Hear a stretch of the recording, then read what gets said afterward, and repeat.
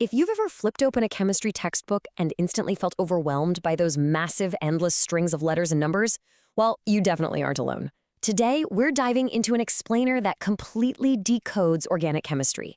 We're going to stop looking at it as some intimidating, impenetrable science and start seeing it for what it really is, a highly logical, actually kind of elegant secret language.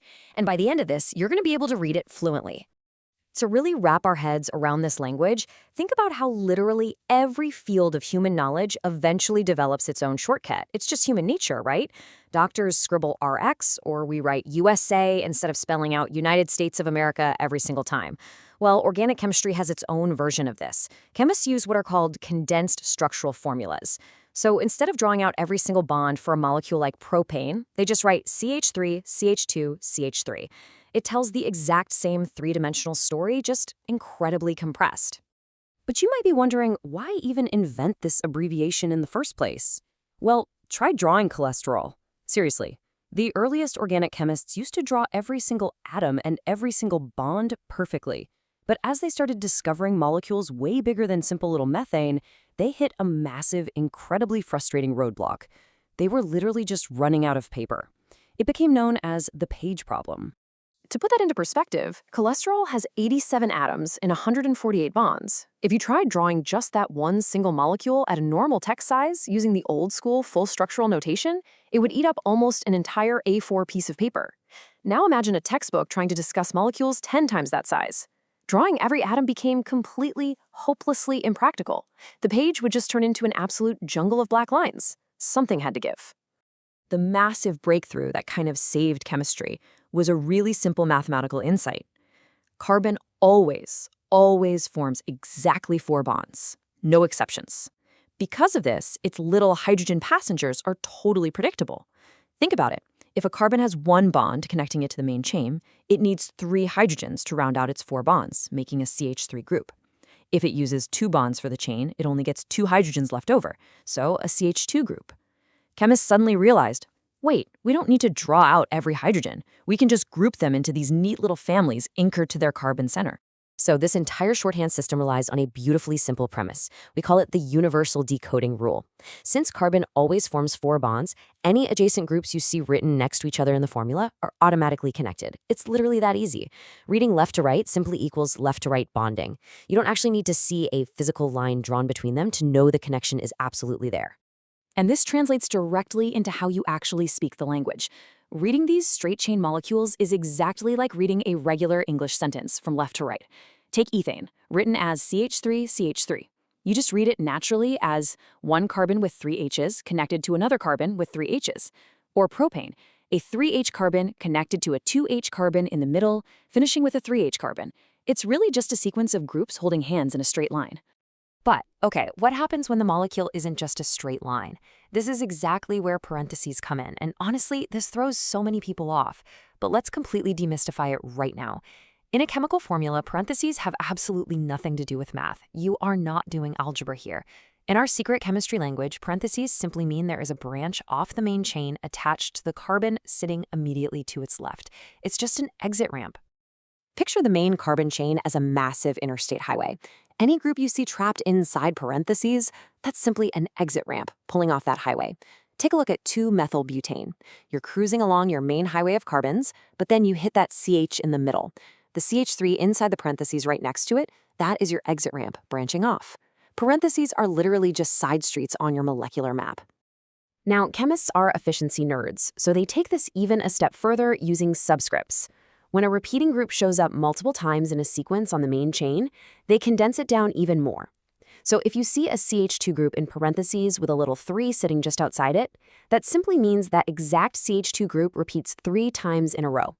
It's an abbreviation tucked inside an abbreviation, all designed to save a little more space. To really lock this mental model into your brain, try thinking of a condensed formula not as a random, boring string of text, but as a meticulously designed transit map for an atomic city. Imagine it as the ultimate molecular subway map.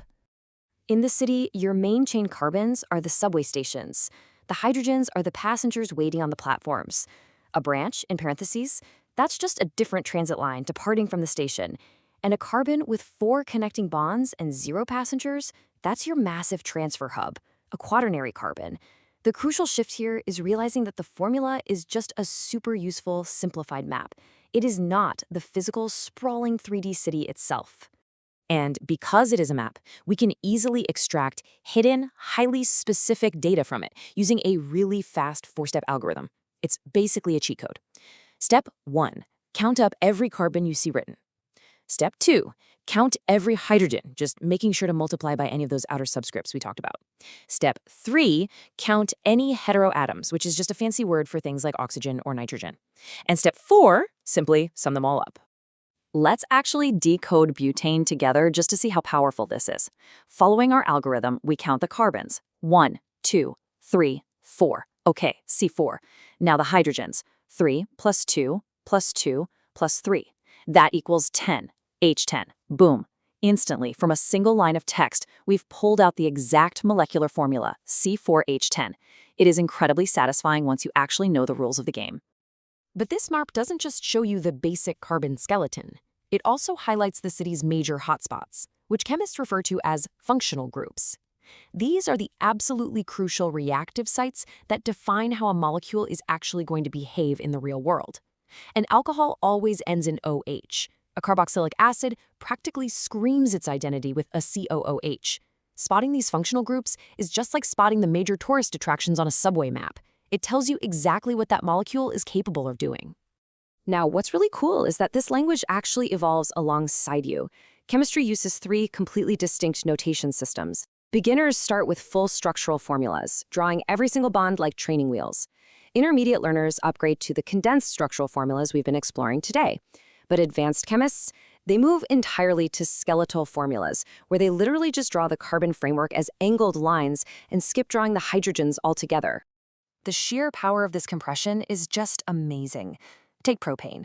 It goes from 28 individual elements fully drawn out, shrinking down to just 10 characters in our condensed formula. And in advanced skeletal notation, it is literally just a simple 2-character zigzag line. All that visual noise completely drops away as your chemical fluency increases. So your journey going forward is going to follow a really natural 3-step mastery sequence. You start in stage 1, decoding, where you're kind of laboriously counting each group. But soon, you'll hit stage 2, reading, where you just scan a formula and instantly know its size and shape. And eventually, you hit stage 3, speaking. That's when someone casually drops a chemical name and you instinctively write the formula from pure concept, exactly like a native speaker. Right now, a string like CH₃CH₂CH₃ probably just looks like alphabet soup. But to a chemist, it's a 3-carbon chain. It's a fuel, a structure, a whole story written in atoms. The magic happens when you learn to read it fluently. You literally stop seeing the letters and you start seeing the molecules themselves. That is the true paradigm shift. We've mastered how to read the 2D map today, but remember, the map is perfectly flat. The actual molecules out there are dynamic, 3-dimensional, wildly interacting structures that literally make up the fabric of our universe. So I'll leave you with this. If the condensed formula is just the subway map, what kind of fascinating chemical realities are waiting for you out there in the 3D territory of the actual molecule?